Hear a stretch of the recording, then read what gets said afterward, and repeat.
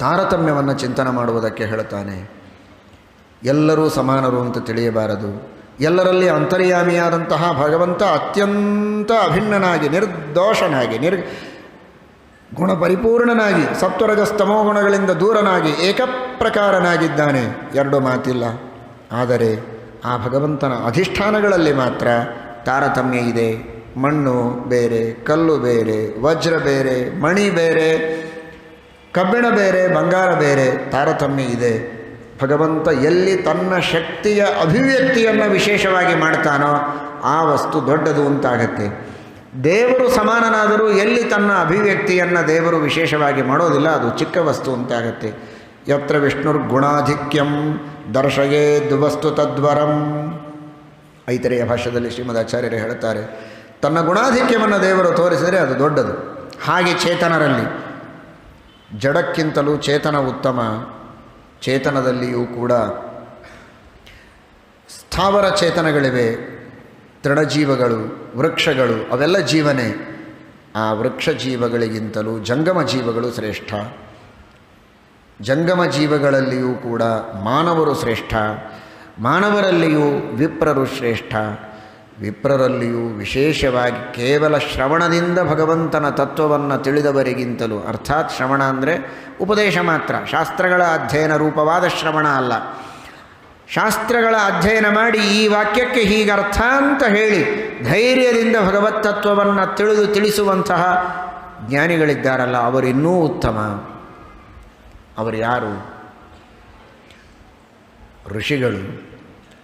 ಆ ಋಷಿಗಳಿಗಿಂತಲೂ ಸಂಶಯವನ್ನು ಪರಿಹಾರ ಮಾಡುವಂತಹ ದೇವತೆಗಳಿದ್ದಾರಲ್ಲ, ಅವರಿನ್ನೂ ಉತ್ತಮ. ಅವರಿಗಿಂತಲೂ ವೇದೋಕ್ತವಾದ ಕರ್ಮಗಳನ್ನು ನಿಷ್ಕಾಮವಾಗಿ ಅನುಷ್ಠಾನದಲ್ಲಿ ತರುವಂಥವರಿದ್ದಾರಲ್ಲ, ಅವರು ಉತ್ತಮ. ಓದದವರಿಗಿಂತಲೂ ಓದಿದವರು, ಓದಿದವರಿಗಿಂತಲೂ ಅರ್ಥ ತಿಳಿದವರು, ಅರ್ಥ ತಿಳಿದವರಿಗಿಂತಲೂ ಸಂಶಯ ಪರಿಹಾರ ಮಾಡುವವರು. ಅಂದರೆ ದೇವತೆಗಳು ಸಂಶಯ ಪರಿಹಾರ ಮಾಡಿದರು, ಎಲ್ಲ ಆಯಿತು. ಕೊನೆಗೇನು? ವೇದದಲ್ಲಿ ಹೇಳಿದ್ದನ್ನು ಯಾವುದೂ ಅನುಷ್ಠಾನ ಮಾಡದೇ ಇದ್ರೇನು ಪ್ರಯೋಜನ? ಅನುಷ್ಠಾನ ಮಾಡುವವರು ಉತ್ತಮ. ಅವರು ಯಾರು ಅಂದರೆ ಇಂದ್ರದೇವರು ಅಂತಾರೆ. ಅಂದರೆ ಉಳಿದವರು ಅನುಷ್ಠಾನ ಮಾಡೋದಿಲ್ಲ ಅಂತ ಅರ್ಥ ಅಲ್ಲ.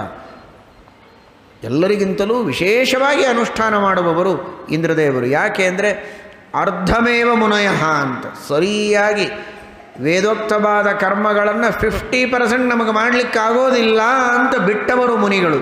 ಇನ್ನು 50% ಮಾಡ್ತಾರೆ. ದೇವತೆಗಳು ಪೂರ್ಣ ಮಾಡ್ತಾರೆ. ದಶಾಂಶತೋ ಮನುಷ್ಯಾಃ, ತೃತೀಯಾಧ್ಯಾಯದಲ್ಲಿಯೇ ಸುಧಾದಲ್ಲಿ ಟೀಕಾಕೃತ್ಪಾದರು ಹೇಳ್ತಾರೆ. ಮುಂದೆ ದಶಾಂಶತೋ ಮನುಷ್ಯ, 10% ಮಾತ್ರ ಮಾಡಲಿಕ್ಕಾಗತ್ತೆ ಮನುಷ್ಯರಿಗೆ. ನಾವು ನೀವೆಲ್ಲ 10% ಮಾಡ್ತಾ ಇದ್ದೀವಿ ಅಂತ ತಿಳ್ಕೊಂಬಿಡಬೇಡಿ. ಹಗಲಿರಳು ಎಡಬಿಡದೆ ಧರ್ಮವನ್ನು ಆಚರಣೆ ಮಾಡುವ ಮಹಾಪ್ರಯತ್ನ ಮಾಡಿ ಎಲ್ಲ ಲೌಕಿಕ ಕಾರ್ಯಗಳನ್ನು ಬಿಟ್ಟು ನಿಂತರೆ ಅಂತಹ ಮನುಷ್ಯೋತ್ತಮರಿಗೆ 10% ಮಾಡಲಿಕ್ಕಾಗತ್ತೆ.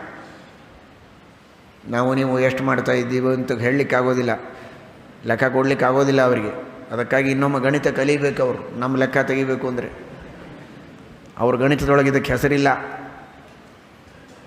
ಅಷ್ಟು ಅಲ್ಪ ಧರ್ಮ ಮಾಡುವವರು ನಾವು. ಪೂರ್ಣ ಧರ್ಮ, ಪೂರ್ಣವಾದಂತಹ ಧರ್ಮವನ್ನು ಮಾಡತಕ್ಕಂಥವರು ಇಂದ್ರದೇವರು. ಅವರಿಗಿಂತಲೂ ಇನ್ನೂ ವಿಶೇಷವಾಗಿ ನಿಷ್ಕಾಮವಾಗಿ ಸರ್ವಸಂಗ ಪರಿತ್ಯಾಗವನ್ನು ಮಾಡಿದಂತಹ ಗರುಡ ದೇವರು, ಅವರು ಉತ್ತಮರು. ವೈರಾಗ್ಯದಿಂದ ಕರ್ಮ ಮಾಡುವವರು. ಇಂದ್ರನಿಗೆ ವೈರಾಗ್ಯ ಇಲ್ಲ ಅಂತ ಅರ್ಥ ಅಲ್ಲ, ಎಲ್ಲ ಕಡೆಗೂ ತಾರತಮ್ಯ. ಅವರಿಗಿಂತಲೂ ಮಹಾವಿರಕ್ತ ಶಿಖಾಮಣಿಗಳಾದ ಗರುಡ ದೇವರು ಶ್ರೇಷ್ಠರು. ಅವರಿಗಿಂತಲೂ ಜ್ಞಾನಭಕ್ತಿ ವೈರಾಗ್ಯಾದಿ ಸಕಲ ಗುಣಗಳಿಂದ ಪರಿಪೂರ್ಣರಾದಂತಹ ಬ್ರಹ್ಮದೇವರು ಶ್ರೇಷ್ಠರು. ಬ್ರಹ್ಮದೇವರಿಗಿಂತಲೂ ಲಕ್ಷ್ಮಿ, ಅಧಿಕಾರಿ ವರ್ಗದಲ್ಲಿ ಬ್ರಹ್ಮದೇವರೇ, ಆಮೇಲೆ ನಿತ್ಯ ಮುಕ್ತಳಾದ ಲಕ್ಷ್ಮಿ, ಸರ್ವೋತ್ತಮನಾದವನು ಭಗವಂತ. ಈ ರೀತಿ ತಾರತಮ್ಯವನ್ನು ತಿಳಿದೇ ಉಪಾಸನೆಯನ್ನು ಮಾಡಬೇಕು.